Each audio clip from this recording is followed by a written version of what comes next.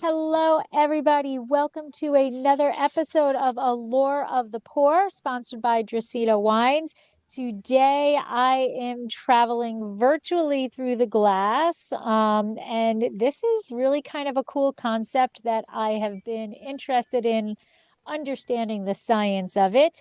And so I have Duncan Shouler today with me, the director of winemaking for Giesen. So welcome, Duncan. Hi, Laurie. It's a pleasure to be here, coming from New Zealand.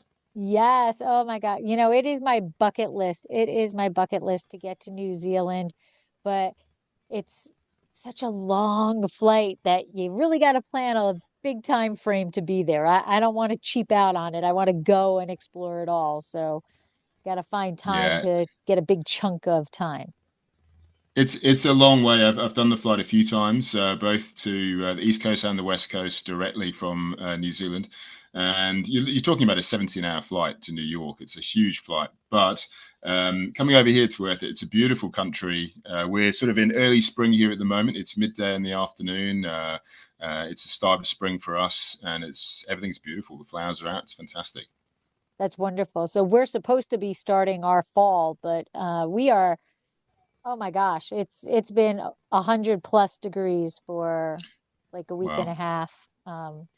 Yeah, it's been torture on people. It's been the grapes, trying to figure out when to harvest because you don't want the false sugars because of just because of the heat.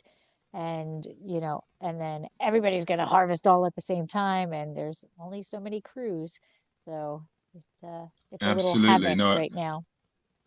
I hear you. It's sort of, I think all of us around the world and all the world's winemaking regions are experiencing challenges with the weather. They're not always the same challenges. And what we're experiencing here in Marlborough is a little bit more rainfall just before harvest, which of course gives us some disease pressure and at the same time drought. So you're having to sort of deal with both at the same time. Unlike yourselves, obviously in California with extreme heat, I've seen that a lot. It's must be really challenging for you. Yes, definitely. And a lot of the vineyards are dry farmed. So it's really, putting havoc. And you've got to make that decision. Are you going to pick with the false reading or end up with raisins or don't know what's going on? Because we all know you can't trust the weather people for what they're predicting. So, This is true. Well, look, it all makes our jobs even more interesting, I suppose. yes, yes, absolutely. So I want to start off with talking to you about your background because as I was kind of diving in, we have quite a few things in common. So marine biology, but in Scotland. So that was where you started. So I have marine biology also. So tell me about why marine biology, how you got there, all of the good stuff. Fantastic. Well, look, I was born in England and grew up in England and in Scotland mostly. And I spent a little bit of my childhood growing up in Cyprus in the Mediterranean. And I would have been 7, 8, 9 years old then. And so I've got a lot of memories of being in the water and going snorkeling. That's where I first discovered the underwater world. And I fell in love with it and went through high school in Scotland. And I initially was heading towards the path of medicine. My family, a lot of my family are in medicine. And that's what I was going to do. And then one day I just said, you know what? I'm not sure I want to be a doctor. Um, I, I love marine biology and I always have, and I think that's what I want to do. So I made the decision and studied marine biology in Scotland. Studied in Scotland for 2.5 years, and then I actually finished my degree in New Zealand when I moved to New Zealand at the age of about 21. And that was probably it was a good move in a lot of ways because Scotland is beautiful, but it's quite cold and the water is extremely cold. Whereas New Zealand is also quite cold, but it's warmer than Scotland. So all of a sudden, the marine biology in New Zealand is phenomenal over here. It's just so Oh. diverse, and there's so much under the water as there is everywhere. So finished my degree in New Zealand and used to teach scuba diving and tutor marine biology for a few years before I made another change and got into the wine industry. Mm. So I was all about the dolphins. That's all I wanted Wow. to do was work with dolphins. until I realized that when you got your job working with the dolphins, you really couldn't afford to live life in any area that the dolphins were. Um, and then so marine biology turned into microbiology, and then microbiology turned into teaching, and somehow found our way to wine. So there are so many convoluted twists and turns to get us to wine. But how did you landed in New Zealand, lots and lots of wine.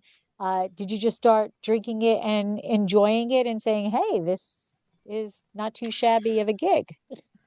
Yeah, look, pretty much. I mean, I think and I probably put this down to those years in Cyprus again. I remember, growing up there, and as well as jumping in the water a lot and seeing the beautiful sea life, we would eat out probably 3 or 4 nights a week. So it was so cheap, and we'd eat in the local tavernas, seafood tavernas, and grills. Beautiful local Mediterranean food, and most of these little restaurants are next to a little vineyard, and there'd be someone in there with a donkey, sort of working the vineyard, and then mum and dad would have the local village wine.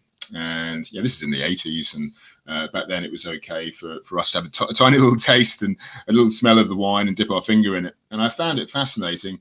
Anyway, so I was interested in wine, for a long time. And when I moved to New Zealand and was in marine biology for a couple of years, also had that sort of stage where I thought, you know what, marine biology is fantastic, but I'm not sure it's going to support my lifestyle choices and everything else. And as fascinating as it is, I decided to change career. And at the same time, the wine industry in New Zealand was really getting going. This is in the early 2000s. It was science based. It was it was a product that I already loved. I used to taste the local wine a lot. It all made sense. And so I went back to university and used that science background. So it's interesting. I know a couple of people who have gone from marine biology and ended up in the wine industry. And I think there's a sort of a Oh, strong sense of it's a lifestyle choice, isn't it? It's a lifestyle career. And if you're that way inclined, and it's science based, it sort of all comes together. yeah, it absolutely does. So many people talk about that winemaking is an art and a science, and it truly is. But the idea is that you want them to taste the art, but you don't want them to taste, or I believe you want them to taste the art, but you don't really want them to taste the science that it took you to get the wine to where it is in the bottle. I think that's a really great point, actually, Laura. I totally agree. I think that the science is that thing that happens in the background. That's where our role is to come in and allow the art to display itself in the glass. The science is there just to keep everything in check and make sure that you're giving it every chance possible to express itself as a wine, as a vineyard, as a sense of place, all those things. Yeah, absolutely. And so I also see that you are a Pinot. That's kind of what your first love was Pinot of wine. Yeah, look, Pinot, it's fascinating. It's a wonderful grape variety, and it is. I think going back to what we were just saying, it is possibly one of the most artistic grape varieties, in that it has this amazing ability to tell people where it comes from just from how it appears in the glass. That amazing sense of place, sense of terroir. But at the same time, it can be extremely frustrating. It's such a difficult grape variety to grow and make. And that's where the science challenge comes in. And you've got to get your viticulture right. You've got to know how to handle those grapes in the winery delicately to make a great wine. So I love it. I love a great glass of Pinot Noir, and I really enjoy making it. It's always a challenge. It is a love-hate relationship, right? it is. It is. It is. It is. But like I say, I think that the more than anything else is that variety's ability to really showcase where it comes from. Okay. We've got vineyards here in Marlborough, a couple of small single vineyard sites that are really only 2 or 3 kilometres away from each other, but quite different soil profiles. And the Pinot Noirs that come off those two vineyards are vastly different. And you can really sense the soil profile just from the structure of the wine. It's really fantastic. I love it when people come in and they'll talk about, oh, well, I like wine XYZ because I always know what I'm getting. Every year I know what I'm getting in the bottle. And I inside am screaming and scratching at the walls of my body going, if it's tasting the same every single time you have it, and if it's you got like think about that, it's like there's no expression, there's no anything, and Mm. I try not to tell, I say all the time, I'll never tell you what to drink, enjoy whatever you like, but that concept of it is always the same is like screaming and scratching inside of me to yell at these people. No, you want to taste the expression, you want to see the or feel that soil. The glass should transport you to wherever that vineyard is the way it should be, shouldn't No, be. that's absolutely right, and I think that that's one of the wonderful things with wine is that you don't always know what you're going to get. Every vintage is different, every variety is different, and every producer is different. It's so complex. It makes it stand out from just about any other consumer product. And look, I agree, and people sort of say, and I'm sure you get this question a lot too. What's your favourite wine? And this probably sounds a little bit cliche, but I often say my favorite wine is the next wine that I taste that I haven't had before. And it is true. I mean, that's the exciting thing with opening a new wine from a new producer or a new region that you've never tried before, and you're just excited. You're like, this is going to be interesting. I'm going to try this. I may or may not like it, but the whole process is that experience. Right, absolutely. All right, so before we get into the actual wines, let's just talk a bit about Giesen as a winery itself. So, very much into sustainability. You guys have a lot of initiatives. So, can you tell us first where Giesen is, how people can find Giesen, and then, like where you're located? And then let's talk about those sustainability initiatives that are pretty important to you guys. Absolutely. So, well, Giesen was established just over 40 years ago. And it was established by three German brothers, Theo, Alex, and Marcel. They moved over from Germany in the late 70s, and then in the early 80s, planted some grapes and started making some wine. And they actually started the winery and vineyard down in Canterbury, which is in the middle of the South Island of New Zealand. And there's a wine growing region down there called Waipara, so they were just south of that. And then pretty quickly, they started to see that there were some exciting things happening in the region of Marlborough, and in particular with Sauvignon Blanc. People had just started planting it, and right from the get-go, when people tasted those grapes and tasted those first ferments and those first wines, people could see there was something pretty special there. The Sauvignon Blanc was very, very distinctive, and so they invested in Marlborough, and they purchased land in Marlborough and planted grapes in Marlborough and started making Marlborough Sauvignon Blanc, and that was really the start of it. And now we're very much a Marlborough-based business. Nearly all of our products are from Marlborough, most of them are, but we do source fruit from other parts of New Zealand as well. And our winery is in Marlborough. So we've got a large winery in Marlborough that makes anything from large-scale Sauvignon Blanc, which is very classic in style, right down to tiny little batches of Chardonnay and Pinot Noir from single vineyards, and now, of course, zero alcohol as well. Sustainability, look, it's an important thing for everybody, and especially in the wine industry, and increasingly so, as it should be. Now we have something in New Zealand called Sustainable Wine Growing New Zealand, and Giesen are certified SWINZ, SWNZ, so you'll see that on the label. And that means that we have a certification that every year we're audited for our sustainability practices, right from the vineyard through to the winery. How much water are you using in the vineyards? How much power are we using at the winery? Now, that's the standard, that's the certification. But I think one thing that Giesen is great at is sort of trying to go above and beyond and innovate and get creative with what they're doing. And you can see that in the products, things like zero alcohol wine. Then not everyone's doing it. They are quite different and quite innovative, and they've got a really important place in the market. But what we like to do is say, well, how can we do things differently to other people to have a lower footprint, change the way we do things, revisit how we make classic wine. We've done a couple of things over the last few years. One of them is one of our wineries is replacing presses with decanter technology. Now that's a very interesting way of extracting juice from grapes. So it's juice separation. You can't do it with every variety, but it works extremely well with Sauvignon Blanc. And it uses much less water. You get very good consistent extraction rate. So you're maximizing your juice extraction per ton, and it's very high quality juice. And you use a fraction of the power. And basically, by using these decanters, you cut out 3 or 4 different processes.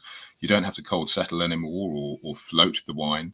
You're not pressing the wine, and you have no lees sediment to deal with. So all of those processes disappear, and you manage to reduce your footprint massively. And what we love about it, just more than anything else, is the quality is fantastic. We just won at Mundusvidi in Europe. We just won best Sauvignon Blanc of show with one of our wines made from almost entirely decanter technology. So the quality is there as well. So yes, there's a lot of initiatives going on there. I'm sorry, I'm gonna veer off and go down that rabbit hole for a second. So how you're bringing the Sauv Blanc in, and then what are you actually doing to it in this new process or in this different process? Yeah, yeah. So most sort of larger scale Sauvignon Blanc and Marlborough is made with machine harvested fruit, and that's a product of two things. One is the scale of it, and like we've mentioned before, in this day and age, all of that fruit is ready to be picked at the same time. It's literally like a 3-week period in the Marlborough region. It's a relatively big wine region. In 3 weeks, you've got to get all the fruit in, so you've got to harvest it fast. So you machine harvest.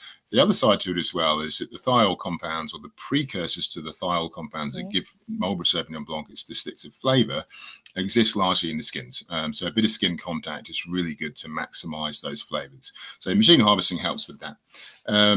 Fruit arrives at the winery machine harvested, and traditionally it would go into a hopper, which then, of course, goes through a destemmer and pumps it into the press, and it's pressed. Off it goes, cloudy juice, settles, and it's racked and then fermented, warmed, fermented, and then you filter the lees sediment and then we use that.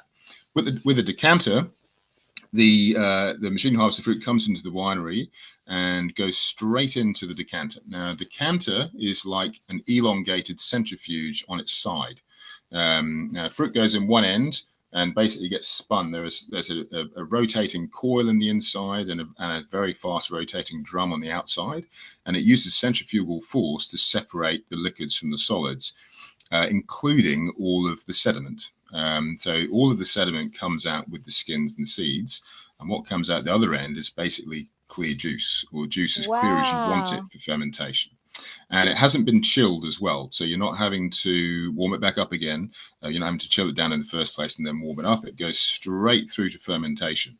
Now, one of the big advantages is that process is so fast. If you're doing traditional cold settling, the process is going to take you 2, 3, even 4 days before you've got something that you're fermenting. With decanter technology, you can be fermenting within 5 or 6 hours of the fruit arriving at the winery. And that means we're reducing any impact of oxidation and preserving those thiol precursors that give it the brightness of flavor. Is this new, or has this been being done for a while? It's not new. It's pretty new in New Zealand. We're the only ones who have adopted it on such a scale for juice extraction in New Zealand. It has been used a bit in Europe, certainly in Germany. It's been used before, and it's been used in South Africa. The technology traditionally has been used largely in, for example, solid separation from things like wastewater and things like that. So you can have different types of decanters for different purposes.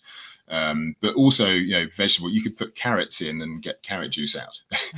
It sounds really unromantic, but it's not very arty. But the science is fantastic because of those reasons. Because you're reducing oxidation, shortening the amount of time between the fruit being picked and fermenting, you're getting these great quality wins with it as well. Oh, that's incredible. I love learning about new stuff. That is really incredible. Okay, so with these sustainable initiatives that you have you seen an actual difference from like maybe die-hard sustainability practices versus now? Like what are some changes that you've seen either in the fruit or the end product of the wine that you could say, yeah, that's because of these practices we've instilled?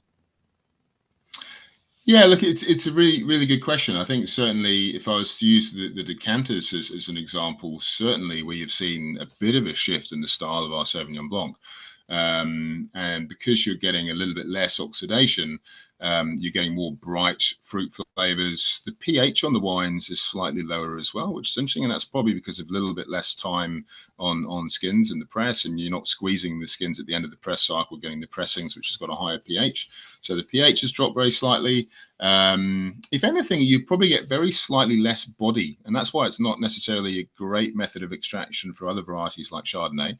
But with Sauvignon Blanc, where you're really looking, for me, with Marlborough Sauvignon Blanc, aroma and freshness trumps body, Okay. and body is great, and you want that, and there's ways to get that later on in the process, but more than anything you're trying to capture flavor. So it's probably producing a slightly lighter, fresher style, which is really attractive, very refreshing and drinkable.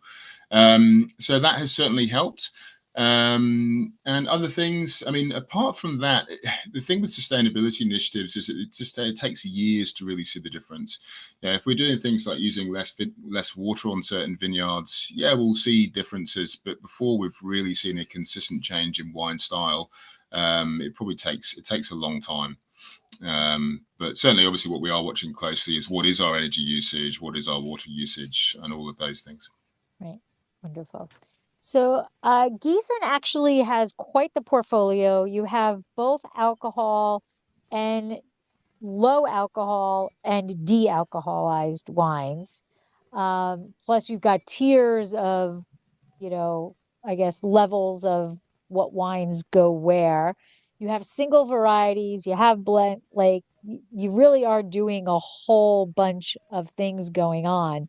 And is it is it nerve-wracking kind of to like we're going to start talking about the de-alcoholized and I want to go into that process later on, but like to keep all of these different things, is it mayhem? Because like you said, you've It's only got like 3 weeks to harvest, and Yeah, yeah. Look, it is a challenge. Hopefully, it's not mayhem.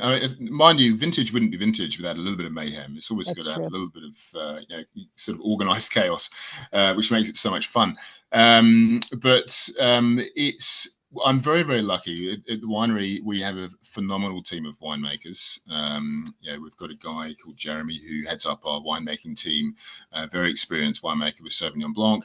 And we've set it up in a way that different people specialize in different areas. Everybody can do everything, but we've got one team that looks after zero alcohol, one team that looks after the larger production wines, one team that looks after the really small production wines, and they're all working together, but they focus on their area of expertise. And that means without that, it would be really, you wouldn't sleep at night because you've got so much going on. You need that confidence that someone is there looking after it all. What is challenging, of course, is that all of these products are so different. So they all have different regulations, different compliance in every different market. And so you've got to be on top of all of that. And that's very, very important. And certainly when you go into things like zero alcohol, it's a whole different kettle of fish. And, the regulations we mentioned earlier, in things like ingredients and nutritional panels on the back label, those things are obviously quite different. A lot going on and a lot to think about. But like anything, if you've got the right people in the right places, it's all taken care of. And when did Giesen start producing these de-alcoholized wines?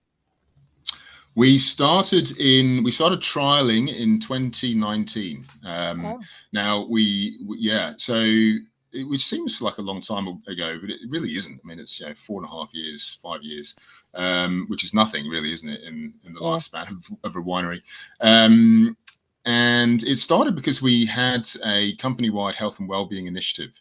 It's one of those ones where you choose to sign up if you want to, and Oh, you get okay. yourself a Fitbit or something that can count steps. And you've got to be careful about how many calories you're intaking. It's a competition who can do the most steps, and you've got to commit to certain things. And I signed up, and the winemaking team all signed up. And then we kind of read the small print, and one of those commitments was that for the course of the month, you couldn't drink any alcohol. So we pretty much held an emergency meeting to discuss how we were going to get through a month without drinking any wine. And one of the obvious things was, well, let's go out and see if we can find some zero alcohol wine or de-alcoholized wine. Let's go and have a go. And we did that, and we found there wasn't very much at all. There's very little choice. And what we did find was okay, but it wasn't necessarily what we really wanted out of the wine. So then we said, let's try and make some. And all the stars aligned just as we came up with that idea and started saying, let's trial making our own just for a bit of fun. The technology became available in New Zealand. Spinning cone technology became available. And we were able to contract space on a spinning cone and run some trials. And we did it with Sauvignon Blanc. We put a wine together. We loved it. Our general manager loved it. The sales and marketing team loved it and said, you know what, we might actually be onto something here. So then we said, let's do it. And Giesen, being the company that Giesen is very fast moving and dynamic, like I said, and innovative. So it wasn't a long time before we said, we're off, we're going to have a go at this. And by 2020, we started making it regularly. And then by 2021, we'd installed our first spinning cone of our own. And then it's just grown exponentially from there. And so let's talk about the concept of you calling it de-alcoholized versus zero alcohol. Why does Giesen feel that they want to differentiate between those two terms? Yeah, so it's quite as it should be. It's quite strongly regulated. So in most markets, if you want to call yourself low alcohol, you've got to be below 1.15% alcohol. If you want to call yourself de-alcoholized, you've got to be below 0.5% alcohol. If you want to be alcohol free, that's got to be below 0.05. Now that's quite tricky. Now if you buy a regular organic orange juice from the market, it's going to have more than that for sure. As with grape juice, in fact, bread would for the most part have more than that for sure.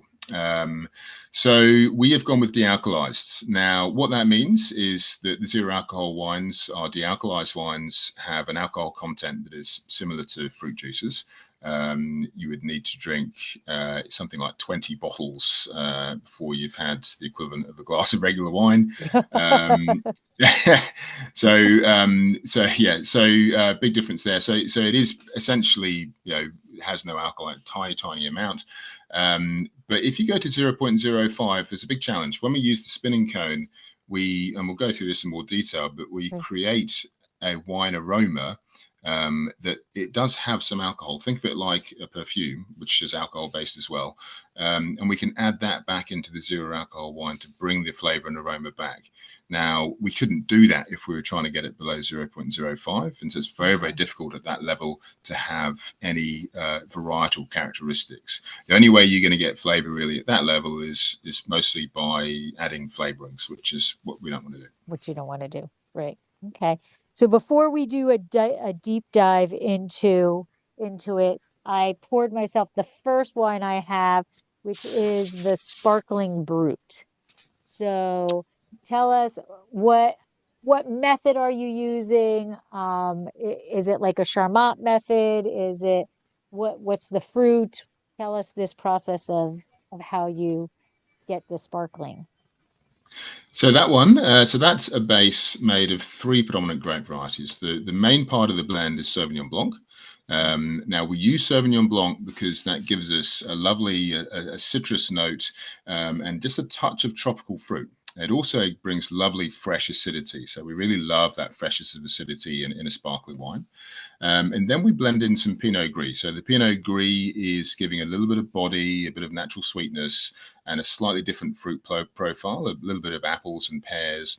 And I find it quite interesting when you combine the character of Pinot Gris in this style, the sort of the apples and the pears, a little bit of elderflower, along with the citrus of Sauvignon Blanc, you end up in a place that's a little bit Prosecco-esque.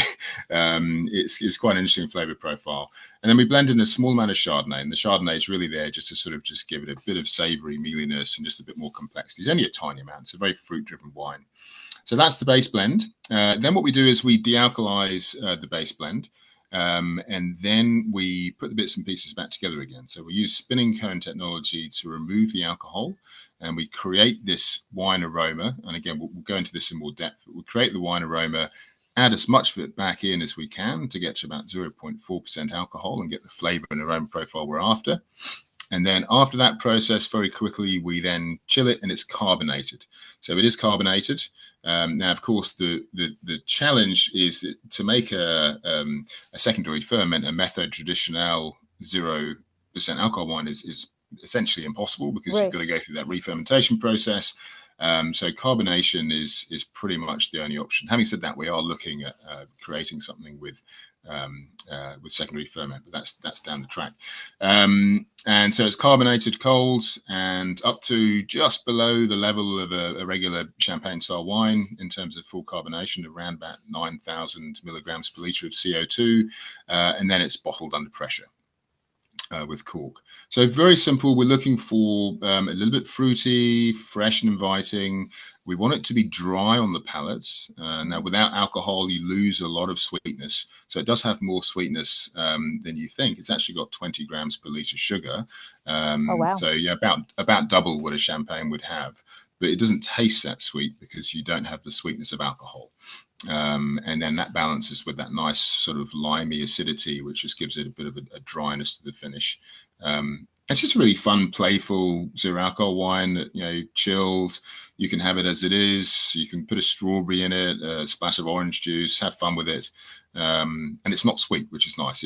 It does have some sugar, but it's very, very low compared to most of the others, and certainly very low compared to fruit juices. Yeah, it has there's so much going on the nose of it. I do get like some of that, like you were saying, that Prosecco-esque, that green apple, the citrus, maybe a little pineapple, a little bit of that grapefruit kind of in that area. But then the Yeah, finish is lime. Like you get yeah, that kind of lime essence that going tartness. as yeah. Yeah, and that, of course, that's that malic acid that we'll have in Sauvignon Blanc, because we haven't put it through malolactic conversion. So that flick of malic acid on the finish just brings that green apple and liminess. And I find that, to me, just gives it energy on the finish and just brightens it and keeps it refreshing. And one of the most important things, I think, with zero alcohol wine is when you make them, you've got to look at it quite differently to making a regular wine, of course.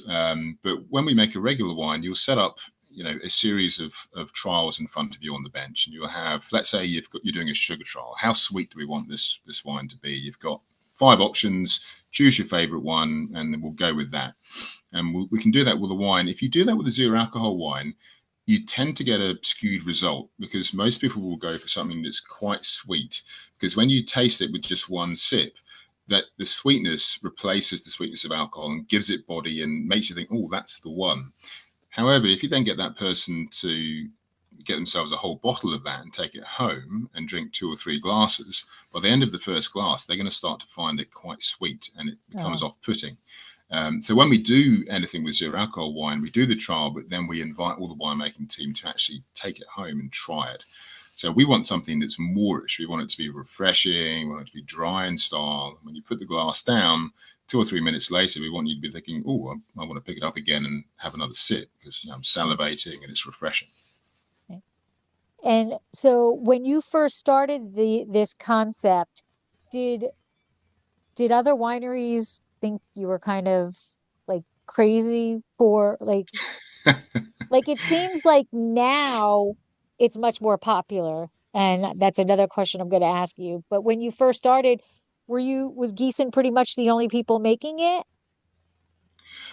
In New Zealand, pretty much, Okay. we were pretty much the only ones doing it, and certainly, yeah, there was. I say this a lot. I say that the category is fascinating. It's grown very, very rapidly, and it's very consumer driven. So the consumers seem to love it. They've wanted it for a long time. They've wanted to be able to have an adult drinking experience without alcohol, and whether that's because they're not drinking, whether they're just having a night off, whether they're driving, and maybe they're pregnant.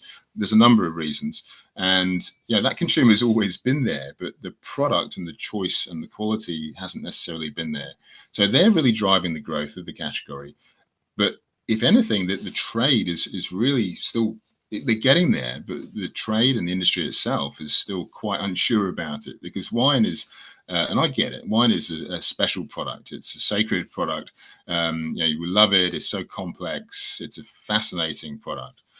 And the idea of it without alcohol is almost sacrilege. Right. But when you stop and think about it, you say, well, do you know what? If someone can have as close as you can get to a really good wine experience without alcohol, and they can enjoy, hopefully, the great things about wine. So balance, acidity, structure, flavor, fruit, a sense of place without lots of sugar, and complexity, structure, then, and they can have all of that without alcohol. That's great, because it means people who don't drink or choose not to or aren't drinking on that particular occasion can still have some of that experience. But yeah, we do still get a bit of pushback from some people, and some people are not really into the idea, and I totally understand. I respect that.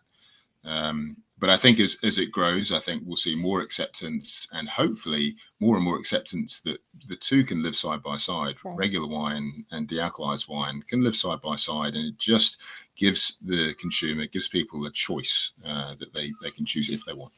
Right. And so do you see a rise now, with the whole big, millennials that aren't drinking as much and things like that, the statistics that they're not drinking. Um, I see in the tasting room, I can almost guarantee this sounds horrible, but when a group comes in of that certain age or whatever, I can pretty much guarantee they are just doing a tasting and they are not buying anything. And Mm, it's pretty mm. consistent. And so, like, are you seeing that this group, they're looking for two different things? They're looking for an experience, but they're also not drinking as much. Are you seeing that this is a rising factor for Giesens, de-alcoholized? It is, and certainly, our biggest market and our biggest growth is in the USA, and certainly in the USA, the growth is driven by millennials, and but the growth is driven by millennials who are moderating, not abstaining. So, like you said, they're not people who don't drink wine. They do drink wine. They just want to integrate something into their lifestyle, so it's easier for them to reduce their total alcohol intake. And that's really fascinating. I mean, I'm a bit older than millennial, but when I sort of see younger friends of mine or cousins of mine or nieces and nephews who are very much Gen Z or millennial, they've got a very different outlook to what they consume to perhaps what we do. So that's really important. Having said that, across the of age groups, right up to boomers, people are drinking more low alcohol options and drinking less alcohol in general. And I think that's probably because of a bit of negative press. This is where it gets really interesting, is that, like I said, I'm a strong believer in the two existing side by side. And I still believe that, I certainly drink a glass of wine most nights, if not more than one glass. I love wine. And I think if you drink it the right way and in moderation, it's a very healthy part of your lifestyle. But then I think there are occasions where you can, like you said, if you're driving or you're going to a party and you just want to moderate, the zero alcohol can be really helpful for that. But no, the category growth is across most generations of drinking age. And so next I have the rosé. So, ooh, green screen. There we go. So tell us about the rosé. What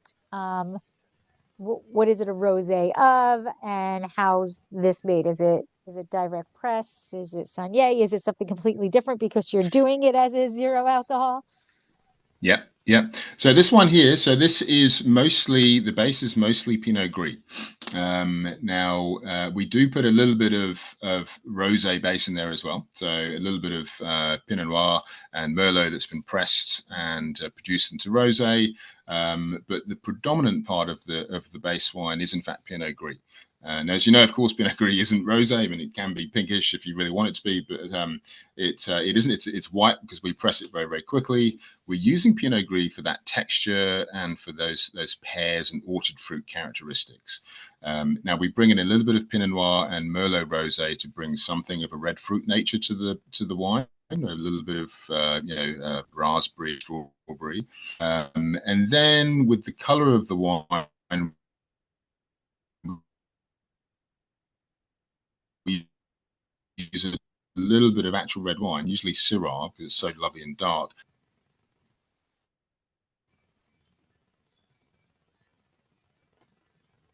I lost you.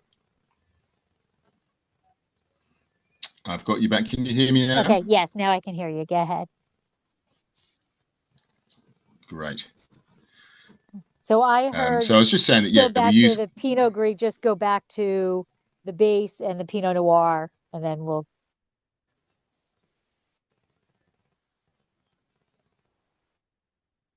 Uh-oh.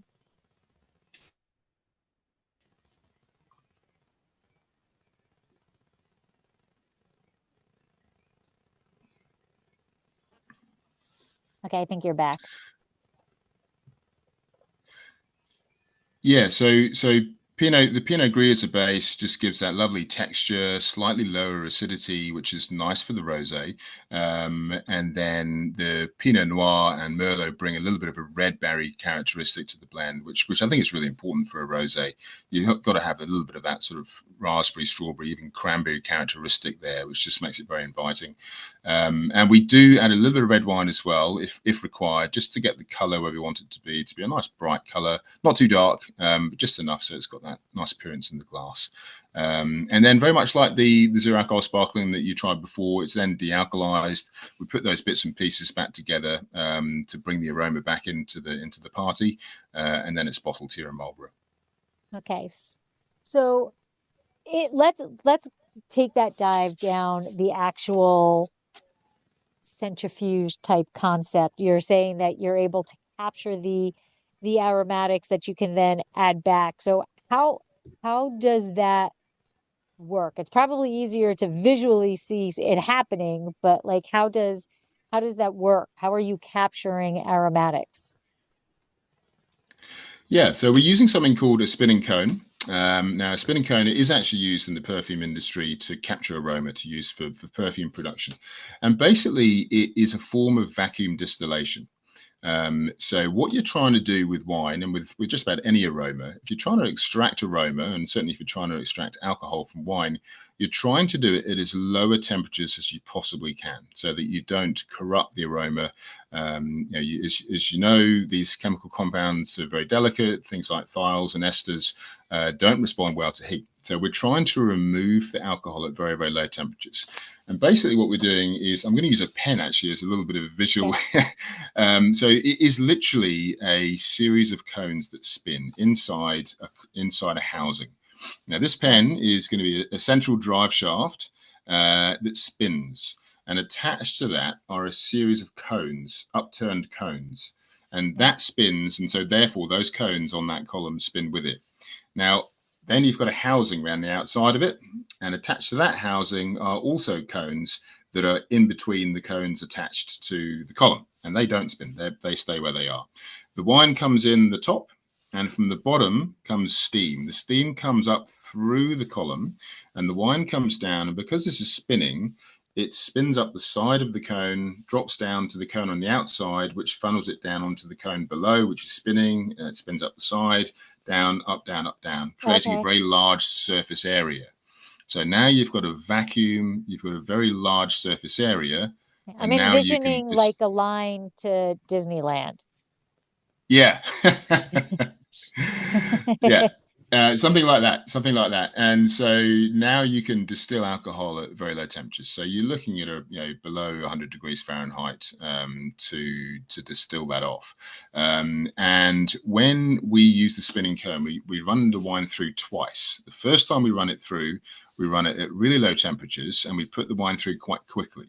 So the only thing that's coming out are the most volatile components. Some alcohol will come out, but all of the volatiles will come out, and those are mostly flavor and aroma compounds, esters, you name it, terpenes, even thiol compounds as well come out. So they're going to come out, and they're going to come out in some sort of solvent, some sort of liquid, and that of course is alcohol, grape alcohol, because it's not bound, but it wants to stay inside that solvent. And now you've got essentially a wine perfume.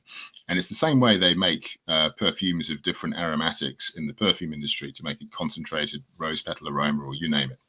So now you've removed the alcohol, and your wine that's gone in has gone from around about 13% alcohol probably down to about 11 or 11.5.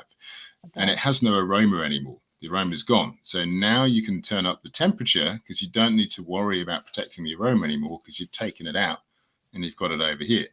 You turn the temperature up slightly, you reduce the speed, so there's more contact time, and that allows you to remove all of the remaining alcohol. And now you've got a wine without alcohol and without aroma, and then you take the aroma and dose it back in until you get to about 0.4% alcohol, and then you've got your zero alcohol wine. Wow. And so when you're collecting the thiols and the terpenes and all of that stuff, you're just collecting it in the solvent, and then I'm assuming some sort of mathematical formulation to tell you how much of that to add back, and it depends probably on the variety, because the different, right? Yeah, exactly. So I mean, when you add it back, you just look at what's the alcohol content of the alcohol-free wine. It's usually about 0.1. What's the alcohol content of the spirit, the aroma spirit? It's usually around about 60 to 65% ABV, and that will tell you how much of it you can add back in. Okay. And you're always going to add a little bit less than you think you can, just because you don't want to overshoot the mark. Put it in, make sure it's had a good mix, and then recheck the alcohol. And if you've got a little bit of space for a bit more, you might add a little bit more. And then, so the process in essence is quite simple. It is a complicated process, and like anything, it's only as good as the technology that you have, and probably more importantly than that, it's only as good as the people who are using that technology. So you've got to have really good trained people doing it, which we're fortunate at Giesen. We've got a fantastic team, and that's what they do. They operate the spinning cone, and that's basically what they do. So they're world experts at it now. And if you're picking a Pinot Noir to be in your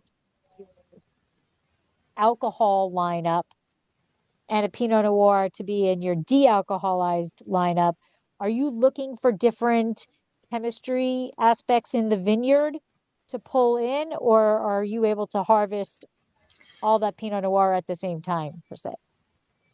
Yeah, more the latter. So what we're doing, and everyone has a different approach to zero alcohol wine. Our approach is the most important part of the whole process. The second most important part I've already mentioned is the technology and the people that run it. But the most important part to start off with is that you have a really good wine in the first place. So you've got to make a really great example of Pinot Noir. You can't make a good zero alcohol Pinot Noir without a good regular Pinot Noir to start off with. So you want to get the flavor fully ripe. You especially want to get the tannin fully ripe, because once you've removed the alcohol, the sweetness of alcohol and the body and depth of alcohol isn't there, so the tannin really stands out. And if that tannin is green, or if there's too much seed tannin, it's going to be quite aggressive on the palate. So you want ripe tannin. You want to avoid too much seed extraction during fermentation. So your pump over regime, your pigeage or remontage, whatever you're doing, you don't want to do that too late in the fermentation. You don't want to extract too much seed tannin when you've got alcohol, and make a relatively soft wine, and then it's where you want it to be. The other thing you really want to think about is acidity, because when you remove the alcohol, the acidity becomes very pronounced. So you've got to be especially careful with varieties that don't go through malolactic conversion, or that you don't want to go through malolactic conversion, such as Sauvignon Blanc, because if there's too much malic acid, it'll look really harsh. So you want to get the fruit fully ripe so that the malic acid levels in the fruit when you pick are low enough. Very interesting. And you have, right now we're in October, and so Giesen has two main months that they really are promoting the de-alcoholized wines as that lifestyle in that month. So I give kudos to whoever came up with the names, because I like Dry July. It's much better than Dry January. It's so much better. Um, So Dry July and Sober October. So kudos to whoever came up with those names. But do you do special events at the winery to celebrate these months or, Yeah, no, look, we do a few things. I mean, certainly our marketing team are doing most of the work. They're doing some great stuff on social media and organizing events, which are really fantastic.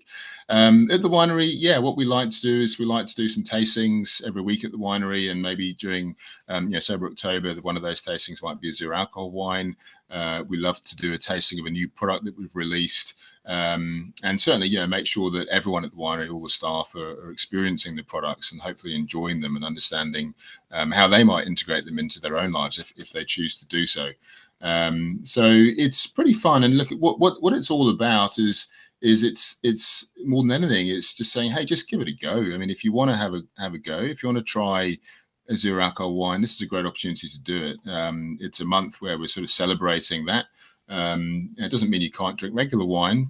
If you want to go sober for the whole month, then do that. If you want to go, semi-sober, do that too. And it's a good example to pick up a bottle of good quality zero alcohol wine, cook a nice meal, and see how you enjoy it with your family and friends. wonderful. One great thing with zero alcohol wine is it does actually go really well with food because it's got acidity and structure and complex dry flavors. And I would guess, lots of times when you have a higher alcohol wine, it's difficult to find a food pairing because of that alcohol, foods can kind of intensify that alcohol. So it's a nice opportunity. No, that's right. That's absolutely right. And so the last wine I have is actually your newest in the lineup of de-alcoholized, and this is the Chardonnay. So tell us about the fruit, and then I also want to talk about we kind of hinted about it a little bit, but these Yeah. nutritional labels on them. So Yeah, yeah. tell us So, about the um, Chardonnay. so the Chardonnay is a New Zealand Chardonnay. So we source the Chardonnay from a few different spots in New Zealand. Like I said, we're based in Marlborough, but we use a combination of Chardonnay from Marlborough and also from the North Island, from Hawke's Bay. Oh, Hawke's Bay is okay. a little bit warmer, and you get slightly riper, more sort of stone fruit driven flavors from Hawke's Bay and slightly lower acidity, which is really helpful. Marlborough brings a really nice citrus characteristic to the wine. And then we also use a little bit of fruit from Waipara, which is down near Christchurch and where Giesen first started. And the Chardonnay down there, it's a little bit aromatic. It's got a lovely chalky texture to it as well. It's a bit of limestone down there. So it's really quite nice. And so we put a nice blend together and then go through the same de-alcoholization process that we've discussed. Now, one of the advantages with Chardonnay is, well, there's a couple. One of them is that, of course, you have oak, and one of the challenges with zero alcohol wine is just getting flavor in there. And oak is another flavor that adds to the flavor profile, adds to the complexity of the wine, and just gives it a bit more structure as well on the palate. So the oak helps, and also the acidity, because the Chardonnay has gone through malolactic conversion. You don't have such a harsh acidity in the wine, so it does make it creamier. If people prefer that lower acidity style, Chardonnay is a great option. But it's delicate. It's a delicate wine, but it matches really nicely with simple seafood. Delicate seafood. It's got a lovely simplicity to it. A little subtle oak, a little bit of stone fruit, a little bit of citrus, and a little bit of spice, and it just makes a really refreshing, cold afternoon drink. It's quite nice. In terms of the back label, so our zero alcohol wines in most markets are regarded as a food product. So they're not actually a wine because they're below the minimum alcohol level for wine. So in the USA, for example, it's governed by the FDA rather than the TTB.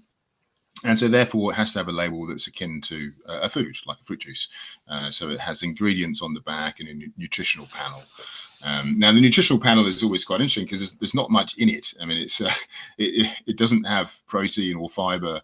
It has calories, and the calories, of course, come mostly in a zero alcohol wine. They're coming from any sugar that's in there, which is not much. And our zero alcohol wines are quite a lot drier than just about everyone else's. But the calories are much lower than a regular wine because, as you know, alcohol has a lot more calories per gram than sugar. And so when you remove 13.5% alcohol, you very significantly reduce the calorific value. So low in calories, and then you've got things like sodium on there and bits and pieces, which is quite nice. It's nice for people to know what they're consuming and what they're actually putting into their bodies. And what led to you started with Sauvignon Blanc, correct? That was your first one. Then you went to the rosé? Sauvignon Blanc, Pinot Gris, Rosé, Riesling, and a red. So the red came out of so we've got a premium red, which is a Bordeaux blend, a Riesling, which is made in sort of a Germanic Spätlese style, so a little bit sweeter, a nice limey, sort of lovely sort of style of aromatic Riesling, and then the sparkling, and then the Chardonnay. Now it started with Sauvignon because Sauvignon is it's our signature variety here in Marlborough, and it lends itself quite well to being de-alcoholized because it's got such a recognizable aroma. We wanted something to start off with that people could see that zero alcohol wine can actually have a sense of place, and when you smell that zero alcohol Sauvignon Blanc, you can actually smell that it's from New Zealand. That's really important to us. So eventually we got through to Chardonnay. Where do you find this? Where do you find Giesen de-alcoholized? Oh. Again. There you go. I think you're back. Okay. I was asking there we go. I'm back. Sorry about that. That's okay. Where do we find this lineup? Like I'm going into a store because it's not wine. So where are we looking for it?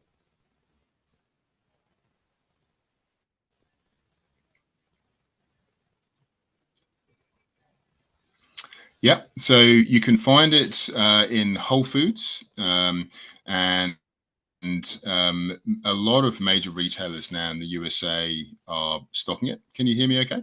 Yes.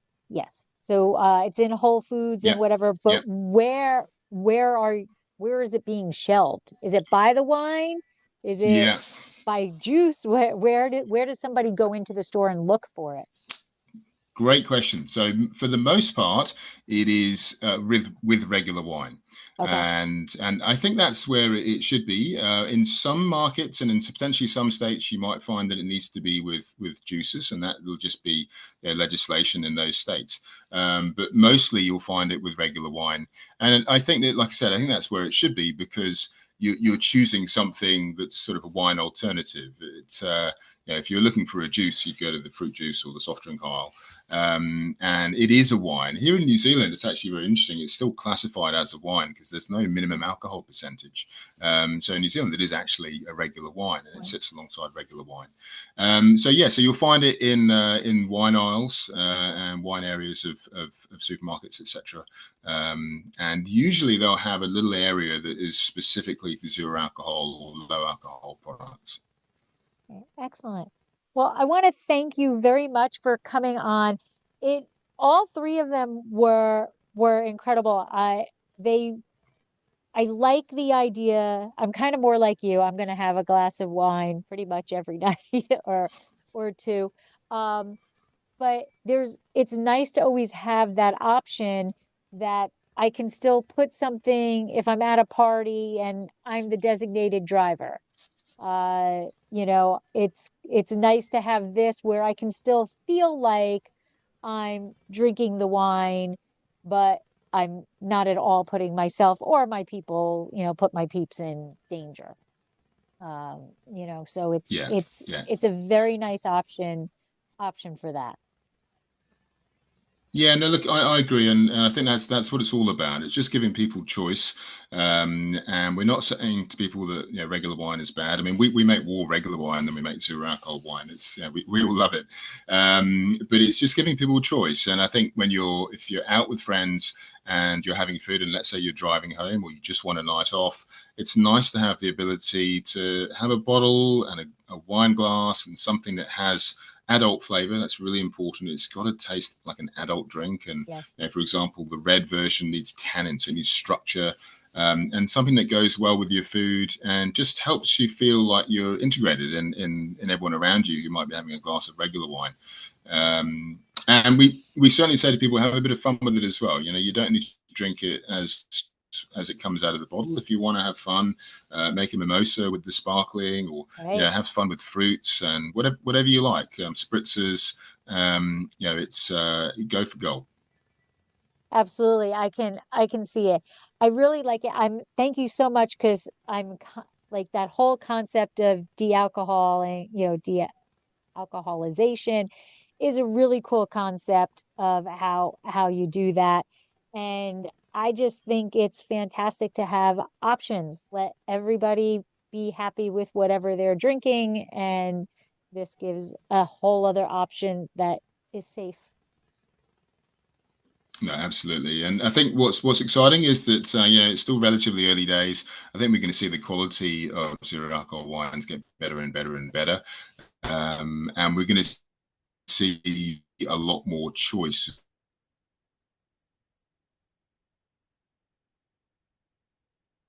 as well. We're going to see other varieties coming out, other styles, and that's going to be fantastic. Wonderful.